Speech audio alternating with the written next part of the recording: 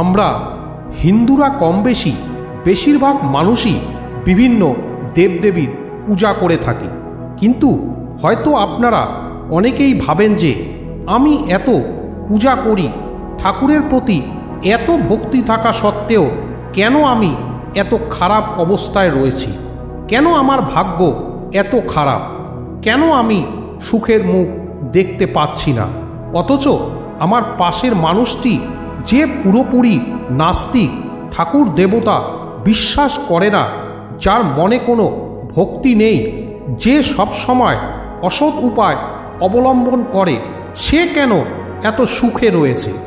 এই স্বাভাবিক প্রশ্নগুলি আমাদের অনেকের মনেই আসে বইকি, কিন্তু এই সমস্ত প্রশ্নের প্রকৃত উত্তর কি হতে পারে তা হয়তো আমরা অনেকেই জানি না, বা কেউ হয়তো ঠিক করে বোঝাতেও পারে না।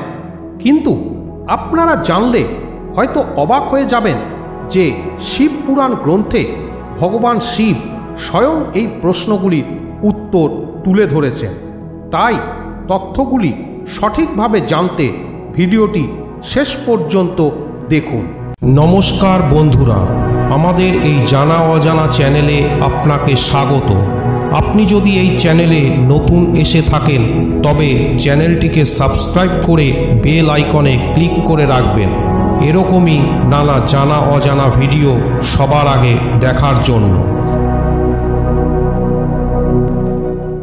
কেন ভালো মানুষেরা দুঃখে থাকে এবং পাপী ভণ্ডরা কেন সবসময় খুশিতে থাকে, এর দুটি কারণ আছে যা ভগবান শিব স্বয়ং শিব পুরাণে বলে গেছেন।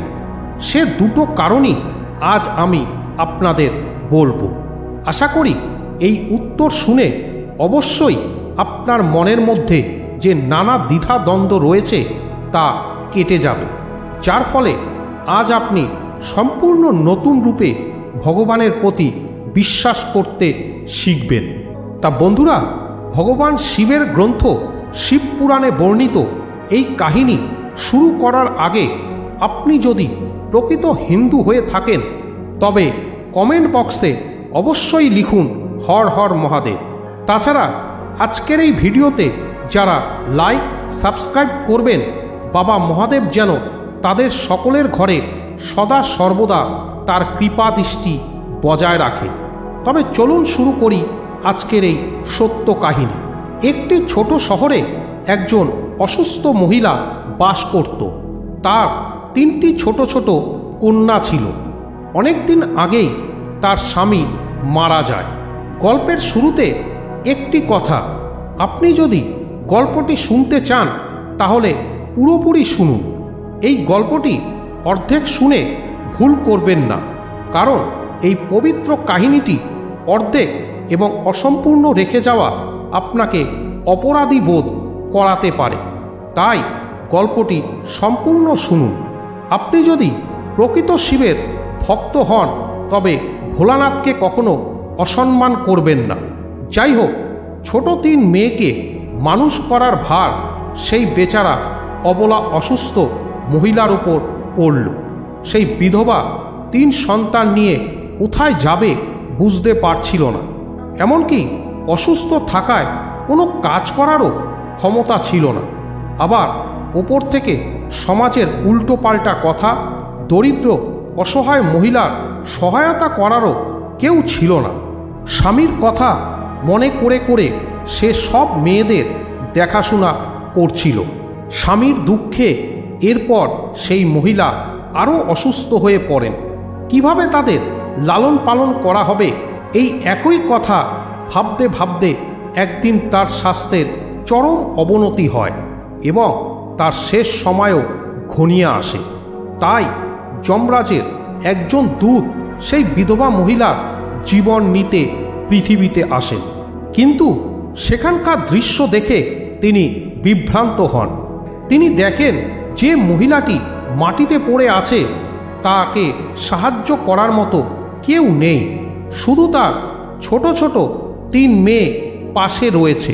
সেই মহিলা তাদের উপর মাথা রেখে শুয়ে আছে এবং কাঁদছে, এবং সেই মেয়েরা কাঁদতে কাঁদতে তাদের মাকে জাগাচ্ছে। এটা দেখে তার অর্থাৎ যমদূতের করুণা হলো। তখন দূত ভাবলেন যে তার বাবা ইতিমধ্যেই মারা গেছে। আমি যদি এই মহিলার জীবন নিয়ে নেই তাহলে এই ছোট্ট ছোট্ট মেয়েরা কার উপর ভরসা করবে, কে তাদের দেখভাল করবে? এই ভেবে যমদূত সেই মহিলার প্রাণ না নিয়ে যমলোকে ফিরে গেলেন। তখন যমরাজ ওই দূতকে বলেন, তুমি ওই মহিলার প্রাণ নিতে গিয়েছিলে, তাহলে খালি হাতে কেন ফিরে আসলে? তখন দূত বলেন, হে প্রভু, আমার এই ভুল ক্ষমা করুন। আমি চাইলেও সেই মহিলার জীবন আনতে পারিনি। যদি আমার জায়গায় থাকতেন তাহলে হয়তো আপনিও খালি হাতেই ফিরতেন। আমি সেই মহিলার সন্তানদের দুঃখ দেখতে পারিনি। তারা কান্নাকাটি করছিল এবং তাদের মাকে জাগানোর চেষ্টা করছিল। সেখানে তাদের দেখার আর কেউ ছিল না। আমি যদি সেই মহিলাকে নিয়ে আসতাম তাহলে কে সেই মেয়েদের দেখাশোনা করত, কে তাদের দেখভাল করত? পৃথিবীর মানুষ এতটা স্বার্থপর হয়ে গেছে যে বিনা কারণে কেউ কারোর পাশে এসে দাঁড়ায় না। যদি কেউ সাহায্যও করে তাহলে সে তার প্রতিদান আশা করে। সারা জীবন নিজের অহংকারে তাদের পায়ের নিচে রাখতে চায়। এরপর যমদূত আরও বললেন যে, হে প্রভু, ওই মহিলাকে আরও কিছু সময় দেওয়া উচিত। সে তার মেয়েদের লালন পালন করে বড় করতে পারে। যমদূতের কথা শুনে যমরাজ তাকে ধমক দিয়ে বললেন, আরে মূর্খ, ঈশ্বরের বানানো সৃষ্টিতে না কেউ এক মুহূর্ত কমাতে পারে, না কেউ বাড়াতে পারে। সময়ের আগে তাকে কেউ জীবন দিতেও পারে না এবং তাকে অকালে হত্যাও করতে পারে না। ঈশ্বর যা করেন তিনি সবার মঙ্গলের জন্যই করেন। তুমি কে সৃষ্টিকর্তার নিয়ম পরিবর্তন করার? তুমি সেই মহিলাকে না এনে ঈশ্বরের নিয়ম লঙ্ঘন করেছ। তুমি বড় অপরাধ করেছ, তাই তোমাকে এর পরিণতি ভোগ করতেই হবে। যে পৃথিবীর মানুষের জন্য তোমার এত স্নেহ মায়া মমতা আছে, সেই পৃথিবীতে মানুষ হয়ে তুমি তোমার পাপ বহন করবে। তখন যমদূত বললেন, হে প্রভু, কবে কিভাবে আমি পৃথিবী থেকে মুক্তি পাব? যমরাজ বললেন, পৃথিবীতে যাওয়ার পর তুমি তোমার মূর্খতা দেখে 3 বার হাসবে, সেই সময়ই কেবল তুমি উদ্ধার পাবে। এই বলে যমরাজ সেই দূতকে পৃথিবী লোকে পাঠিয়ে দিলেন। যমদূত মানুষ হয়ে পৃথিবীতে এলো। তার শরীরে কোনো বস্ত্র ছিল না। পৃথিবীতে এই নিয়মটাই প্রচলিত যে একজন মানুষ যখন জন্ম নেয় সেই সময় সে উলঙ্গ অবস্থাতেই জন্ম নেয়। দেবদূত নতুন করে জন্ম না নিলেও তার ক্ষেত্রেও পৃথিবীর নিয়মের কোনো পরিবর্তন হয়নি। সে রাস্তার পাশে উলঙ্গ অবস্থায় শুয়েছিল, ঠান্ডায় কাঁপছিল। সেই সময় সেখান থেকে একজন জুতো সেলাই করে এমন এক ব্যক্তি অর্থাৎ এক মুচি হেঁটে যাচ্ছিল। ওই মুচি তার বাচ্চার জন্য শীতের পোশাক কিনতে যাচ্ছিল।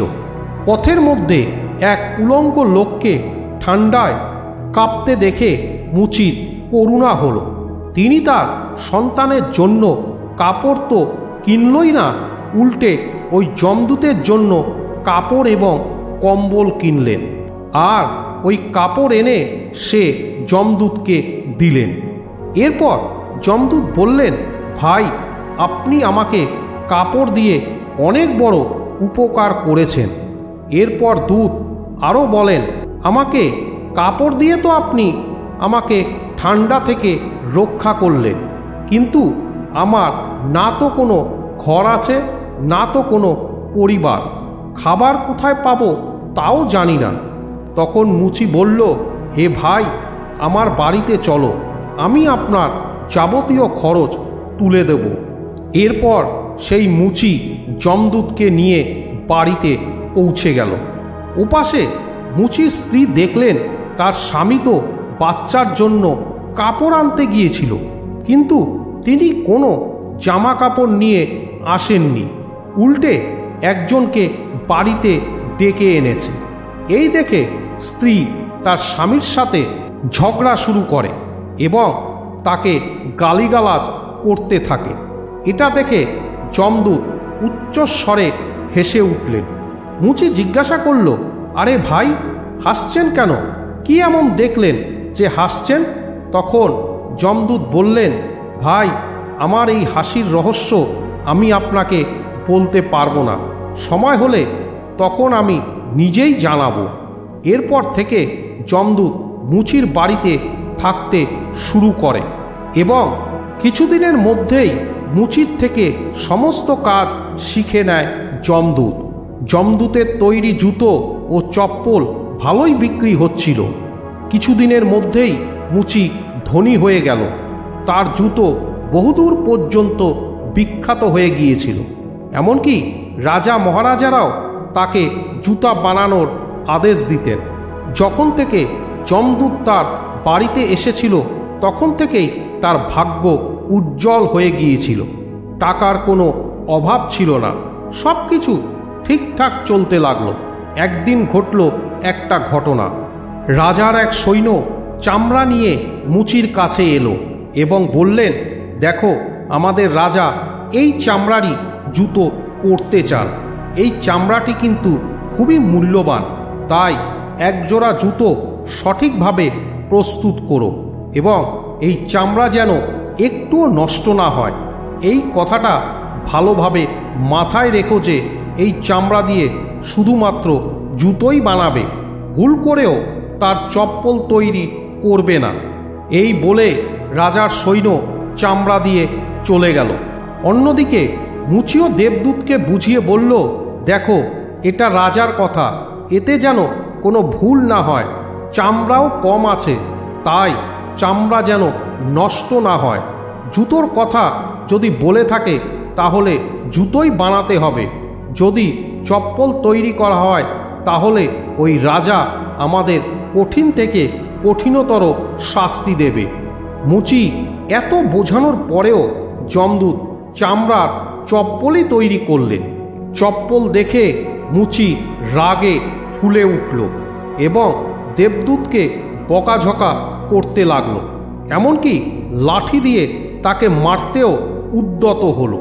সে বলল, ওরে মূর্খ, তোকে বারবার বলেছিলাম জুতো বানাতে, আর তুই কিনা সেই চপ্পলই বানালি। এখন রাজা আমাদের ছাড়বেন না, তুইও মরবি, সাথে সাথে আমিও মরব। এছাড়া বাড়ির সকলকে ফাঁসি দেবে রাজা। মুচিকে খুব দুঃখিত দেখে যমদূত খিলখিল করে হাসতে লাগলো। মুচি বললেন, ওরে মূর্খ, কাজ নষ্ট করে এখন হাসছিস? আরে ওই দেখ, রাজার সৈনিক জুতো নিতে এসে গেছে। কিন্তু সৈনিকের কথা শুনে মুচি অবাক হয়ে গেলেন। সৈনিক এসে বললেন, হে মুচি ভাই, গতকাল যে চামড়া দিয়ে গিয়েছিলাম সেটা দিয়ে জুতো বানাবেন না, চপ্পল বানিয়ে দেবেন। কারণ রাজা সাহেবের মৃত্যু হয়েছে এবং এখানের প্রথা রয়েছে যে যে ব্যক্তি মারা যায় তাকে চামড়ার চপ্পল পরিয়ে শেষ যাত্রায় নিয়ে যাওয়া হয়। যাই হোক, এর পরের দিন 3 মেয়ে এক বৃদ্ধা মহিলার সাথে মুচির দোকানে এলো। তারা 3 জনই বিয়ে করতে চলেছে এবং 3 জনই তাদের জুতোর মাপ দিতে এসেছে। যমদূত ওই 3টে মেয়েকে দেখেই চিনতে পেরেছিল যে এই 3টি একই মেয়ে, যাদের মাকে না নিয়ে যাওয়ার জন্য যমদূত আজ এই মানুষ রূপে পৃথিবীতে এসে শাস্তি পাচ্ছে। এবং এই মেয়েরা এখন অনেক বড় হয়ে গেছে, মনে হচ্ছে তারা ভালো ঘরে বড় হয়েছে। এই কথা শুনে বৃদ্ধা বললেন, হ্যাঁ বাবা, এদের মা ছোটবেলাতেই চলে গেছে, তাই এদের আমার কাছে রেখেছি। আমার কোটি টাকার সম্পদ আছে এবং দুর্ভাগ্যবশত আমার কেউই নেই, তাই আমি এই 3 মেয়েকে আমার কাছে রেখেছি। আমি ওদের ভালোভাবে খাওয়া দাওয়া করিয়ে পড়াশোনা করিয়ে বড় করেছি, আর এখন বিয়ে দিতে যাচ্ছি। মেয়েদের ভাগ্য দেখে যমদূত মনে মনে ভাবে, ভগবান যা কিছু করেন তিনি ভালোর জন্যই করেন। আর ওই সময় যদি তাদের মা মারা না যেতেন তাহলে আজ এরা অনাহারে ও দারিদ্র্যের মধ্যে পড়ে থাকত। মায়ের মৃত্যুর পর আজ এই 3 মেয়ে অনেক ধনী পরিবারের পুত্রবধূ হতে চলেছে। আর এই বৃদ্ধার কোটি টাকার সম্পত্তির মালিকও হয়েছে এই 3 মেয়ে। এই সব দেখে যমদূত তার আগে করা মূর্খতার কথা ভেবে জোরে জোরে হাসতে লাগলো। মুচি জিজ্ঞাসা করল, তুমি হাসছো কেন? তোমার হাসির কারণ বলো। এবার যমদূত মুচিকে বললেন, আমি একজন যমদূত, আর এখন এই যে 3 মেয়ে জুতোর সাইজ দেওয়ার পর চলে গেল, আমি ওদের মাকে নিতে এসেছিলাম, কিন্তু সেই সময় 3 জনই ছোট ছিল এবং তাদের জন্য করুণা হওয়ার কারণে আমি তাদের মাকে নিয়ে যাইনি এবং তাদের বাবা আগেই মারা গিয়েছিল। এই কারণে যমরাজ আমাকে অভিশাপ দিয়ে পৃথিবীতে পাঠালেন। আমি কোনো কাপড় ছাড়াই রাস্তার পাশে শুয়ে পড়েছিলাম। তারপর তুমি আমাকে তোমার ঘরে নিয়ে এলে। সেই সময় তোমার স্ত্রী তোমার সাথে অনেক ঝগড়া করেছিল, কারণ তুমি তোমার বাচ্চার জামা কাপড়ের টাকা দিয়ে আমার জন্য কম্বল এবং কাপড় কিনেছিলে। সেই সময় প্রথমবার তোমার বউয়ের বোকামি দেখে খুব হেসেছিলাম, কারণ তোমার স্ত্রী লাভ দেখতে পাচ্ছিল না, যা আমার আসার পর তোমার বাড়িতে ঘটছিল। অর্থাৎ আমি আসার পরে তুমি আস্তে আস্তে বড়লোক হয়ে গেলে। এছাড়া দ্বিতীয়বার হাসি এলো যখন রাজার জুতো না বানিয়ে রাজার চপ্পল বানিয়েছিলাম, আর তুমি লাঠি দিয়ে আমাকে মারতে এসেছিলে। তখন তুমি রাজার কথাই ভাবছিলে, কিন্তু তুমি তা জানতে না যে রাজার সাথে কি ঘটতে চলেছে, যার কারণে রাজার জুতোর চেয়ে চপ্পলের প্রয়োজন বেশি ছিল।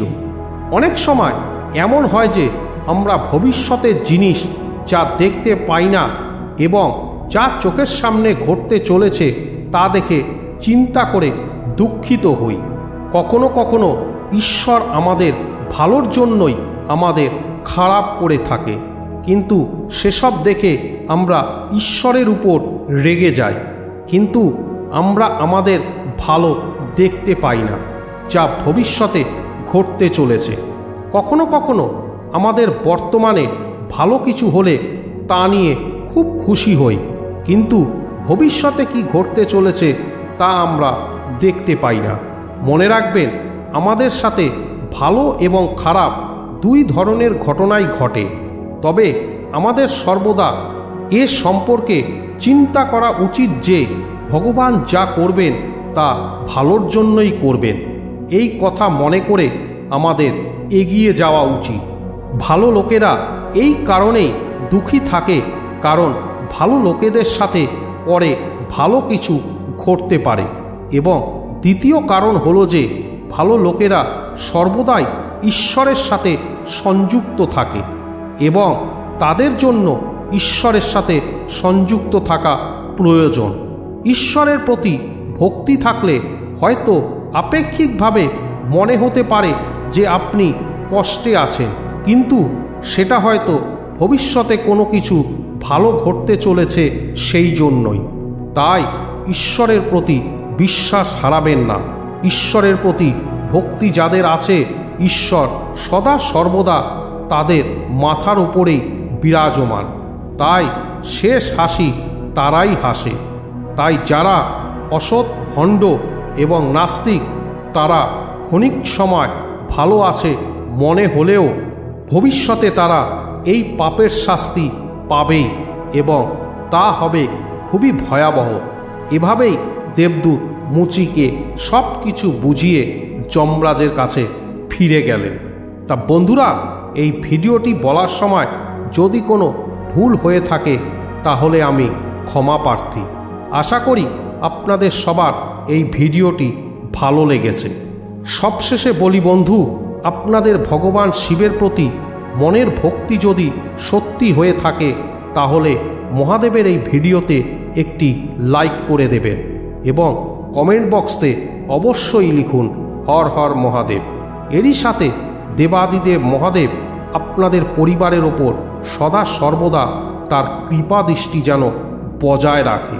তা বন্ধুরা, আজকের এই ভিডিওটি কেমন লাগলো কমেন্ট করে জানান। সবশেষে আজকের প্রশ্নটি হলো, কাশীতে ভগবান শিবকে কোন রূপে পার্বতী খাবার পরিবেশন করেছিলেন? দুর্গা, গৌরী, অন্নপূর্ণা? নমস্কার বন্ধুরা, আজ এ পর্যন্তই।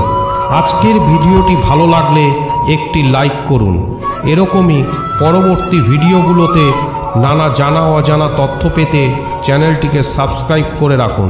ধন্যবাদ।